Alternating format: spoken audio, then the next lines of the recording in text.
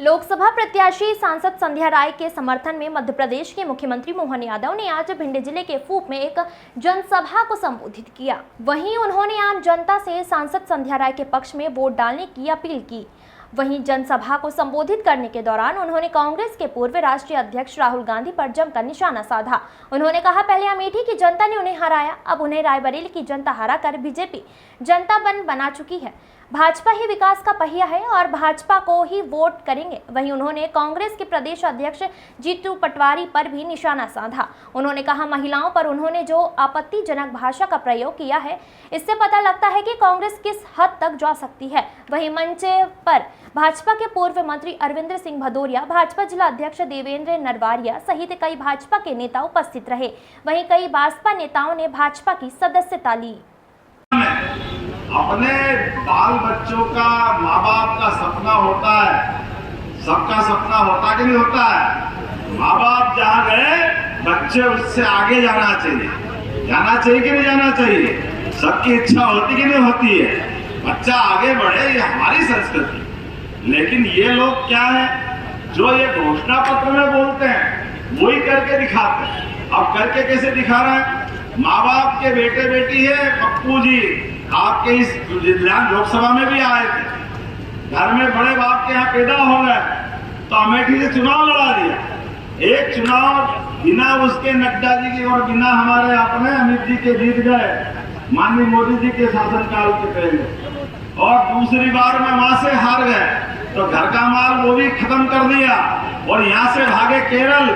और केरल में जाकर वहां जब इस बार गए, डपटी बज रही वहां पे भी, वहां से भागे तो वापस अपने उस जगह पे नहीं आए जहां से लड़ने गए। अब अपनी माँ की सीट पे आए तो माँ का माल भी खत्म कर रहा है, बाप का पहले खत्म कर दिया, माँ का आप खत्म कर रहा है। इनके लक्षण देखो, अलग से कोई पुरुषार्थ पराक्रम नहीं मिलेगा। अमेठी से हार कर गए वो वायनाड से हार के डरते मारे आए रायबरेली।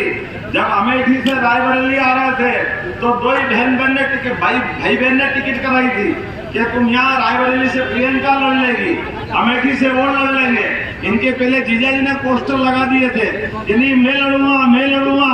ना वो लड़े जीजा, ना उनके अपनी बहन लड़ी। बीच में घुस गए पप्पू जी, जिसको कहा जाए बहन बेटी का हक भी मार रहे हैं। देखो तो सही, इनको बहन बेटी छाती 56 इंच की हो जाएगी। दिन भर पाकिस्तान वाले दिखाते रहिए आपका सैनिक हमारे हाथ में आ गया है, आप बात कर लो, आप संवाद कर लो। नरेंद्र मोदी जी की सरकार ने कहा कि तुम्हारे यहाँ के आतंकवादी उठ करके हमारे निरपराध सैनिकों को मार के गए, तुम्हारा हमारा झगड़ा नहीं है। हम ये मान के चलते कि तुम्हारी फौज नहीं आई, हमारी फौज भी कुछ नहीं कर रही, लेकिन हमारे सोए हुए सैनिकों को आतंकवादियों ने मारा।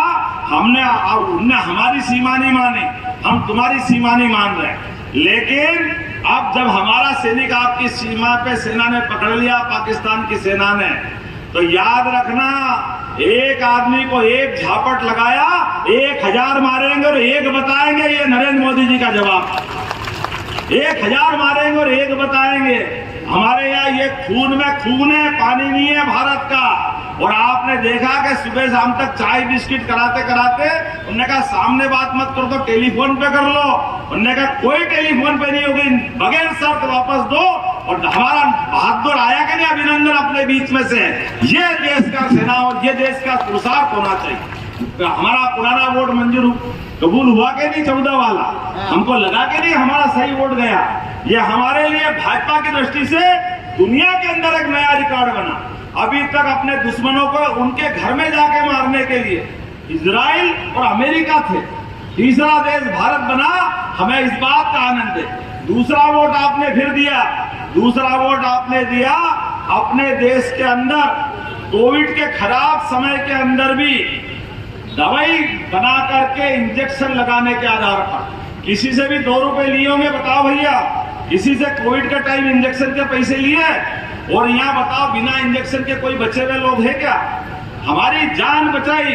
हमको मालूम है, हम भगवान राम का काल याद करें, जब संजीवनी पर्वत लेने के लिए हनुमान जी गए थे और हनुमान जी ने वापस